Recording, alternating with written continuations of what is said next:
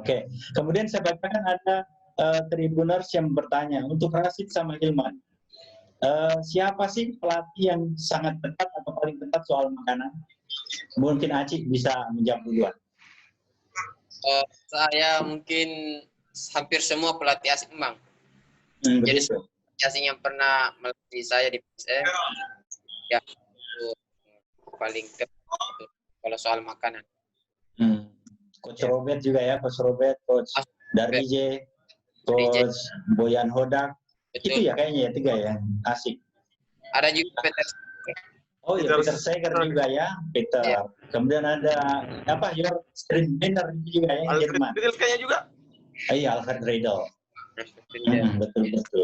Iya, apalagi kalau sudah tahun ke-9, kayaknya sudah ada 20 pelatih itu Rashid ya. Dan sama Rashid, ada kayaknya 20 pelatih mungkin ya, atau 15-an mungkin. 10 kayaknya, Bang. 10 ya. Oh, pelatih lokal mungkin yang tidak terlalu dekat. Kalau Gilman?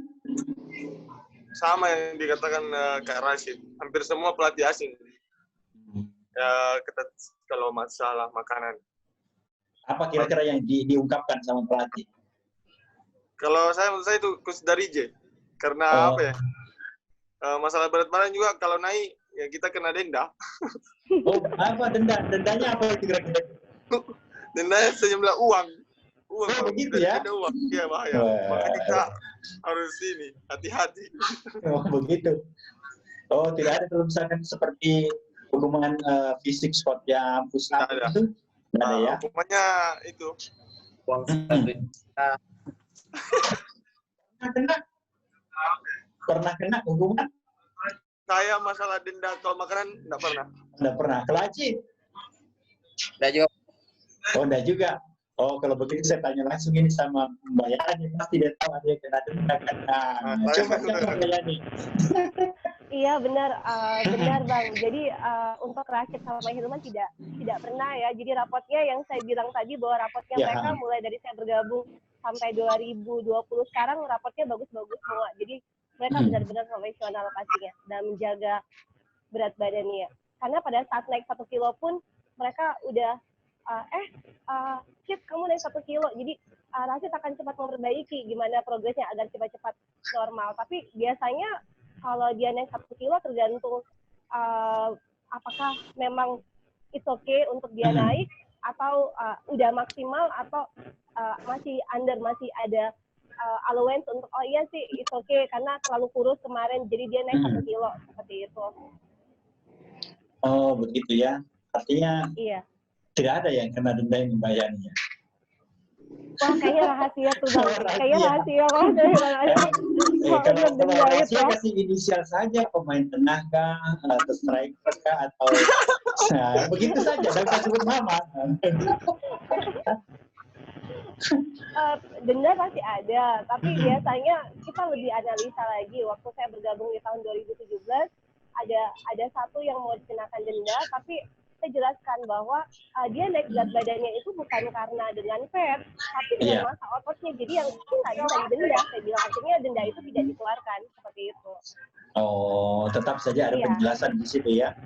Ada penjelasan. Jadi pemain kalau naik berat badan itu kalau fat pasti denda. Tapi kalau dengan massa ototnya naik atau airnya naik atau kepadatan tulang naik itu nggak bakal didenda karena yang naik adalah yang positif.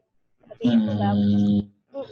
Tapi mungkin saya agak menyinggung pemain asing yang musim lalu kan selalu disebut-sebut sama Coach Darije ya. Kan pemainnya sudah tidak di PSM sekarang. Eero Markkanen kan katanya selalu berat badannya over. Mungkin juga benar kayaknya itu ya. Kalau Eero Markkanen tinggi badannya hampir 2 meter. Dan ototnya itu sekitar 85%, Bang. 85%. Jadi memang dia tingginya, fatnya masih, saya lihat masih untuk bule, dia normal. Masih dalam tahap normal. Dan yang besar yaitu ototnya. Dan pada saat saya cutting, cutting adalah lemaknya di situ. Yang lemaknya mesti agak turun sedikit. Jadi Eero pun itu karena tingginya hampir 2 meter, dengan otot yang sangat tinggi. Ototnya 85 sampai 80 di atas 85%, Bang. Sangat tinggi ototnya. Jadi Ya, kalau kita casting dia dengan otot, kasihan, Bang. Mungkin bisa dijelaskan tadi tuh Mbak ya, soal itu tadi, apa otot tadi itu, bagaimana maksudnya, mana yang tinggi, mana yang sedang, mana yang rendah. Mungkin juga supaya kita dapat pengetahuan. Jadi untuk laki-laki, otot laki-laki itu sekitar 50% untuk yang normal. Sedangkan pemain-pemain atlet seperti mereka, yaitu di atas 55 sampai 85, 80 sekian-sekiannya. Jadi tergantung tinggi badan dengan, biasanya kalau semakin tinggi dia, ototnya semakin besar, Bang. Dan jadi kalau seperti Bang Rashid ya, sekitar 60-an, di atas 60-an. Sama dengan Hilman. Hilman di bawah 60 kayaknya. Kalau untuk pemain asing rata-rata ototnya sangat tinggi. Karena mereka latihan setiap hari ya, jadi kecukupan proteinnya juga cukup dengan asupan protein oke. Jadi pada saat mereka selesai latihan, mereka minum proteinnya mereka supaya masa ototnya tercukup, kebutuhan proteinnya tercukupi setiap harinya. Seperti itu ya. Jadi kalau untuk pemain lokal mungkin lebih berbeda itu ya, termasuk terkait ototnya tadi itu. Itu apakah ada cara mengukurnya sendiri bagaimana itu Pak ya, untuk masa ototnya itu tadi? Iya, jadi memang kami punya alat scanner yang untuk mengukur semuanya, mulai dari berapa berat badannya, kepadatan tulang, usia body cell, fat tubuh, kira lemak perut, dan kami punya alatnya. Jadi pada saat mereka masuk, pada saat selesai liburan dan mereka masuk, semuanya saya analisa, Bang. Semuanya ke komposisi tubuhnya semuanya saya analisa. Jadi pada saat mereka naik dan mereka naiknya banyak, saya bisa tahu oh yang naik yang ini nih. Oh karena mereka latihan setiap hari, mereka yang naik adalah ototnya, seperti itu. Jadi kalau untuk pemain lokal berapa nilainya untuk masa otot itu? Seperti Rashid tadi 60 ya. Pemain lokal juga tergantung Bang, seperti pemain belakang yang seperti tingginya Abdurrahman, ya masa ototnya juga tinggi. Seperti Rizky Mokodompit kemarin juga masa ototnya tinggi karena karena tinggi dengan ininya kan beda semakin tinggi seorang biasanya semakin tinggi ototnya. Apalagi dengan Mbak Yani? Kalau kayak Hilman berapa ya Hil ya? Kayaknya 60 lebih ya Hil ya. Kalau itu berarti kategori apa itu Mbak Yani? Kalau 60 masa masih kurang. Rashid biasanya di bawah 60, 58 atau kadang 58% atau 60-an Bang. Gitu.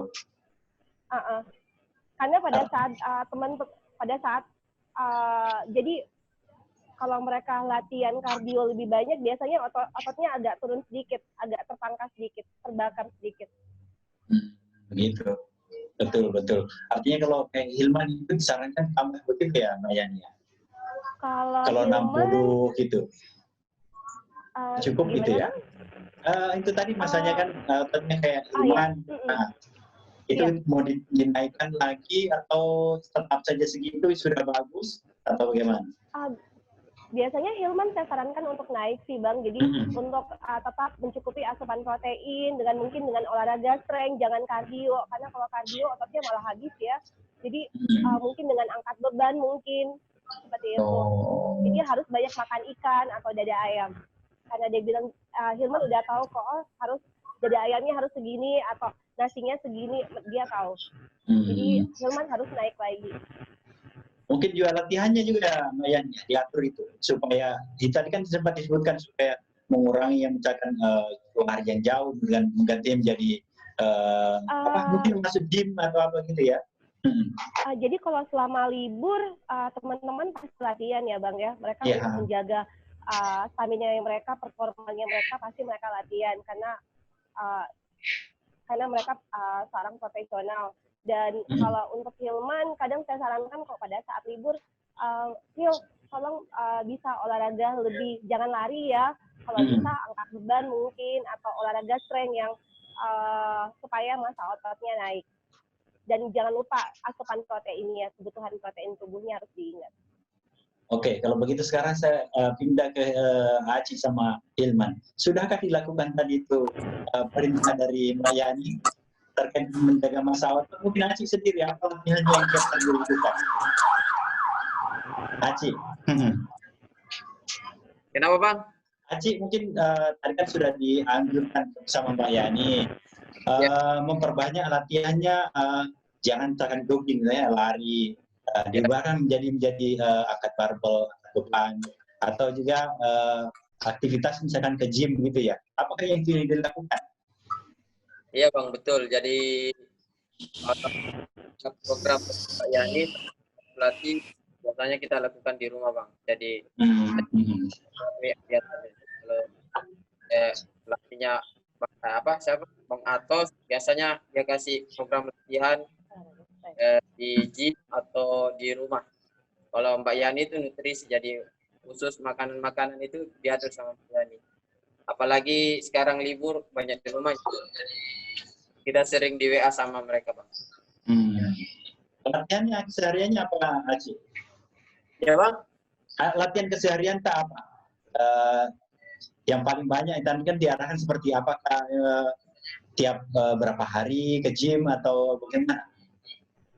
Ya kalau gym biasanya hampir tiap hari Bang. Kalau tiap hari? Ya kalau sekarang ini kan lebih banyak di gym. Betul ada dekat rumah. Jadi bisa di situ Bang. Oh begitu ya, ada di dekat rumah ya? Ada Bang. Pertanyaannya ini kayaknya menarik kalau sama Hilman, ini ada di dekat rumah tidak nanti ya gym. Hilman ya, bagaimana ada di dekat rumah gym juga? Abang tuh sendiri kan di Ponto masih kurang. Terus jauh sekali Bang itu tempat gymnya. Terus barang-barang juga kayak kurang lengkap. Saya pernah cek ke sana, tempat gymnya di situ kurang lengkap Bang. Terus jauh. Makanya kemarin dikirimi sama Coach Hendro program untuk latihan di rumah. Yang seperti Mbak Yani tadi katakan, kayak penguatan. Seperti itu latihannya. Kalau sore ya lebih banyak latihan sama bola Bang. Oh, kan sudah diarahkan tadi bahwa angkat berat, siapa tahu angkat atau apa, dari sini turun kah atau bagaimana?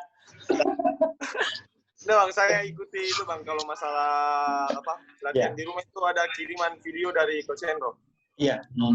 Boleh diceritakan itu? Boleh diceritakan video kirimannya Coach Hendro itu seperti apa? Ya seperti itu, penguatan kayak push up, terus lebih ke tangan sama otot paha Bang yang dikasih itu. Ada lebih 20 video itu. 20 video. Adakah di situ juga videonya bersih lompat-lompat begitu? Yang maksudnya menjaga badan? Semuanya nggak ada, semuanya tentang itu, penguatan. Ya, artinya apa, lengan ya paling banyak ya ini dilatih di situ ya. Kalau kayak lompatnya begitu, Hilman mungkin ada juga. Kesadaran diri Bang, maksudnya kita kan kiper, jadi setiap sore pasti saya latihan sama bola supaya sentuhannya kita sebagai kiper itu tidak hilang. Sama siapa itu ditemani kalau siapa yang banyak? Ini kan ada lapangan di depan rumah, banyak sama sepupu kan banyak yang pemain bola. Oh, jadi dia syuting begitu ya? Syutingnya diarahkan atau dikasih bebas gitu? Nah itulah Bang susahnya kalau kita di syuting sama ini bukan pelatih, sebenarnya kemana-mana. Iya, artinya kan tidak terarah kan?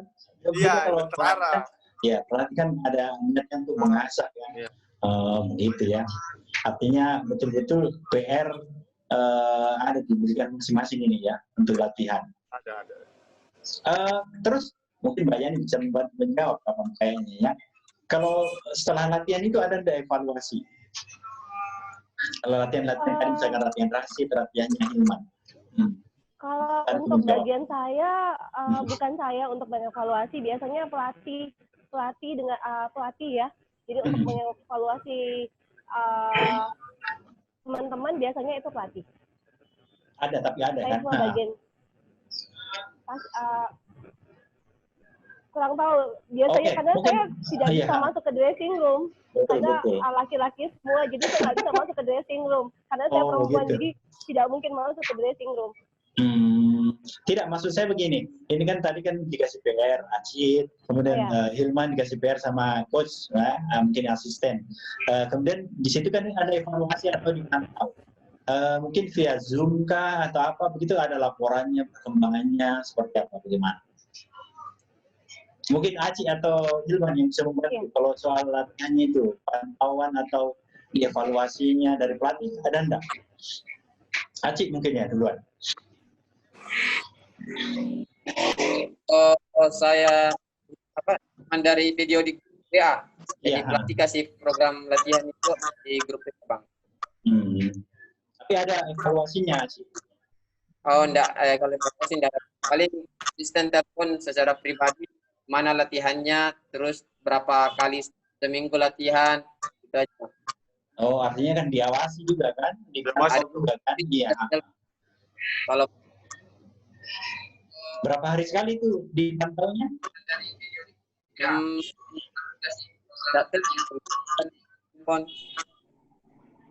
Tidak tentu ya. Artinya dalam seminggu 2 kali 3 kali seperti itu. Ya. Kalau Hilmannya bagaimana Coach Hendro melakukannya? Kita biasa evaluasi kadang juga di WA, Bang. Masing-masing. Kemarin kita di video call sama Coach Hendro. Oh begitu. Dievaluasi bagaimana kesehariannya. Kalau di latihan ya kita evaluasi di latihan saja. Iya. Artinya kalau misalkan sudah dikasih PR gitu ya, tugas menguatkan tadi tulengan, latihan syuting dan sebagainya begitu, artinya dikontrol mungkin besok kah atau lusa atau seminggu 3 kali 4 kali seperti itu ya dilakukan. Ya. Oke. Next, mungkin ini ada juga yang bertanya lagi lebih lanjut terkait dengan tadi sudah ya, terkait dengan berat badan. Badannya lebih masih didenda.